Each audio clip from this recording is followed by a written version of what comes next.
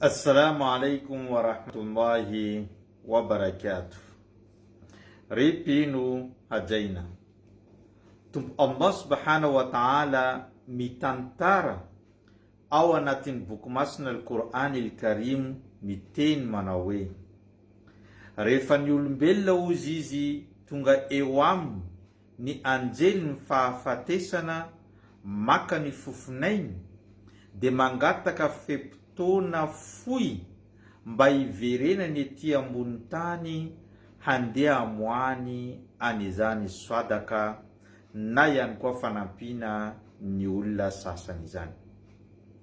Ka mipetraka amin'ny fanontaniana amin'ny tsirairay manao hoe: fa maninona ny zanak'olombelona rehefa eo am-pialanaina de ny zavatra voalohany tonga ao an-tsainy ny famoana swadaka na fanampiana ny hafa amin'ny alalan'ny famoana ny vola aman-karena. Mamaly an'izany ireo manam-pahaizana amin'ny finoana Islam ka niteny manao hoe: noho ny alebiazan'ny fahasoavana azo amin'ny famoana an'izany swadaka izany, no natonga ny olombelona ny safidy ny amoaka swadaka eo am-pialanaina fa tsy ny safidy fanompoana hafa toy ny soala sy ny zaka ary ny fifehezana sy ny hajy. Midika izany fa lehibe ary manana tombony tokoa izany famoana ny swadaka izany. Ka insha Allah tsika hitanisa ny fahasoavana anakifolo azontsika amin'ny famoana an'izany swadaka izany. Ny voalohany, ny famoana swadaka dia manasitrana ny aretina mahazo ny vatan'ny olombelona. Ny faharoa, ny famoana swadaka dia manosika na manala ny fitsapana eo aminao. Ny famoana swadaka dia manamora ny fiainanao sy manamaivana ny blocage sy ny sakatsakana mandalo eo amin'ny fiainanao. Ny famoana swadaka dia manatsara ny fidiram-bolanao ary manatsara ny anjara-pahasoavana sy ny riziky izay tonga eo aminao. Ny famoana swadaka dia manakana ny fahatongavany zavatra ratsy eo aminao toy ny loza sy ny zavatra mitovitovy amin'izany. Ny famoana swadaka dia mamono ny fahatezerany Allah tahaka ny famonoan'ny rano ny afo. Ny famoana swadaka dia mamafa ny fahotana izay vitantsika teto ambony tany mialohany ionantsika amin'ny tompo Allah subhanahu wa ta'ala.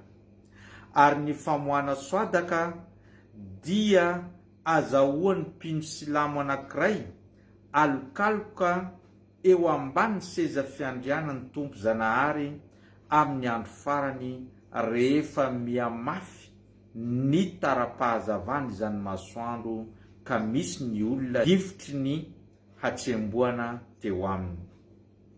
Ny famoana swadaka ihany koa dia manala ny saziny Allah ary miaro ny olombelona anankiray tsy ho tratran'izany saziny Allah izany. Ary farany, ny famoana swadaka dia andefasan'ny tompo Zanahary anjely isaky ny maraina tonga ety ambony tany mangataka amin'ny tompo Zanahary mba hampitombo ny harena izay eo am-pelatananao. Ary tadidio ilay tenin'ny mpaminany sallallahu alaihi wasallam manao hoe: ma nakasa malun min swadaka. Tsy mihena velively ny harena izay namoana an'izany swadaka izany. Ka amin'ity androany ty tsika mifehy, ary raha ampitso ihany koa tsika dia hifehy amin'ny andro Ashura. Ka nisan'ny zavatra tsara izay ataontsika mandritra n'ireo 2 andro hifehezantsika ireo dia ny fanaovana doa sy ny famoana an'izany swadaka izany. Indrindra ianao vehivavy izay tonga fotoana amin'izao fotoana zao ka tsy afaka mifehy, dia mamoazo sadaka anao fampisakafoanana ireo zazakamboty.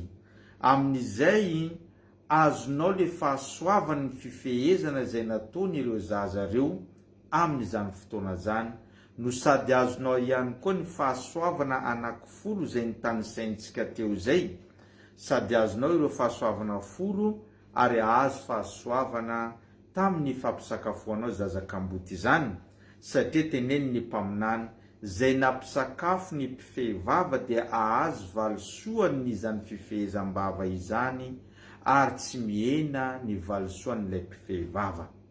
Zany midika fa tsara ny amoantsika sadaka raha vonina ianao dia afaka ny mandefany zany aty aminay, satria misy ireo zazakamboty tsara omentsika sakafo sy amentsika sakafo izy ireo amin'ny hariva rehefa mamany fifehezan'izy ireo amin'ny ity andro androan'ity sy rahampitso amin'ny andro Ashura. Zay no fampatsiavantsika tamin'ity androan'ity. Abonneo, partageo ary atao j'aime fa mbola maro zavatra zay hozaraintsika eto. Wassalamu alaikum wa rahmatullahi wa barakatuh.